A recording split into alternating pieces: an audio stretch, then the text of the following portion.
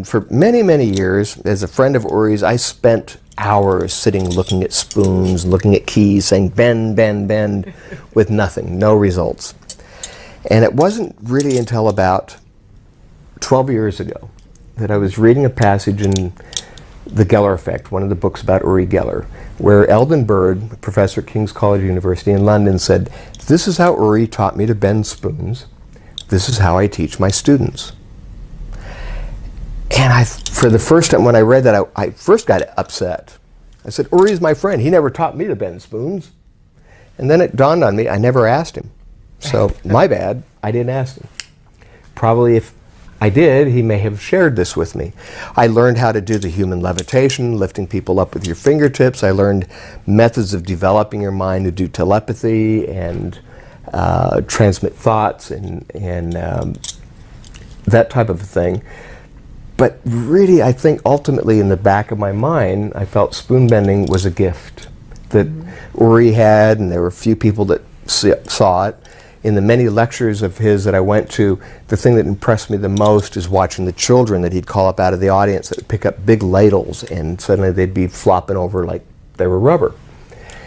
That, to me, meant more to me than even watching Uri do it. So when I read that passage from Eldon Bird about Uri teaching him, it made a paradigm shift take place in my mind, and that night I went home, took a spoon, and I sat like I've seen Uri do many, many times and started rubbing it, thinking bend, melt, break, bend, melt, break, just trying to cause it to bend. Nothing happened. And I brought some big old spoons here to see that they all spoon together. As you can see, they do spoon together. I'm going to see if this will work for you. And I'm going to let you go ahead and pick one. Okay. So I sat there rubbing it.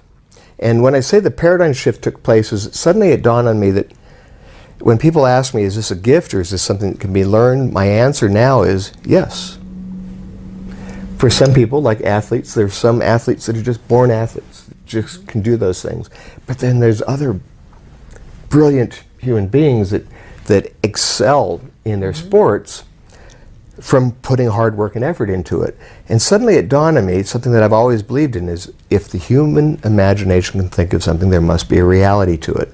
So I sat there for about 20, 40 minutes going, bend, bend, bend. Nothing. It was when I stopped trying to bend the spoon. And as a hypnotist, I understand that 88% of our minds are subconscious. 12% is our conscious mind. Our conscious is where our logic, our reason, our superior judgment, our decision-making process, and that one thing that's never there when you really need it, willpower. But our subconscious is where our belief system, our permanent memories, our emotions, our feelings all reside. It's the most powerful part of our mind. So when I turned the TV set on and I just continued to rub the spoon every once in a while, testing it to see if I could feel anything, it was after a few minutes I could feel that it started getting a little bit, it's hard to describe, it's kind of a waxy feeling. And when it started getting that feeling, it became soft. And as I teach this, and as I'll be doing in a couple of days, when I do this in groups of people, about 80% of the people wind up bending their spoons. And As you are right now. I can feel that this is actually starting to get that way. And I'll see if I can do this for the camera. And let's see if we can see it happen. Bend. Bend. Yeah, there it goes. I don't know if you can see the handle, but it's starting to go. Bend. Wow. I don't know if you can see that. I can see it popping up. Let's see. Look. I can see it popping up. Yeah, look. Oh, wow. It actually bent quite a bit. I just saw my first spoon bending. And don't worry, you'll be doing it in a day or two. And the cool thing about it, and in fact, I like to do this. This is kind of, I always do an homage to the movie The Matrix. In The Matrix, he says, there is no spoon, it's all in your mind. Well, this is actually a spoon. I'll do this for the camera. And it continues to go. And I'm doing this just for the camera. I don't know if you can see it, but Turn it sideways. yeah, it's going. Yeah, it's actually pretty badly bent. Yeah. And if I continue to rub it like this, it'll continue to bend. You would think by pressing down on it would cause it to bend in a down fashion, but it just continues to bend. And that's really a pretty badly bent spoon. Good job. Now the interesting thing is that people can do this. And when I do my lectures, I actually have people focus their energy. And as Jack Hoke would do his lectures, he broke it into 3 categories. There was kindergarten, where he actually physically bent the spoon.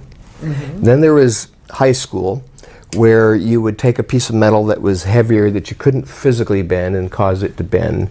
And then graduate school, which is one of the more phenomenal things, and I've only been able to do this a few times myself, where you actually buckle the bowl of a spoon, or you cause something to bend without really even touching it.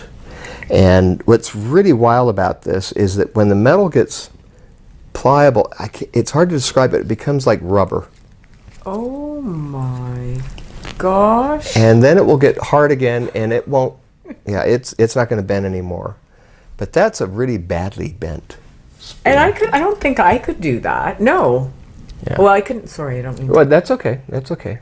I couldn't do that, that's for sure. I couldn't. And the interesting thing is, the first time I did this, I did a lecture with a group of 40 people.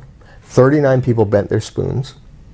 I know a magician friend of mine that was there said, "Oh, I know all the tricks on how to do it, but I've never been able to roll up a spoon like that until this."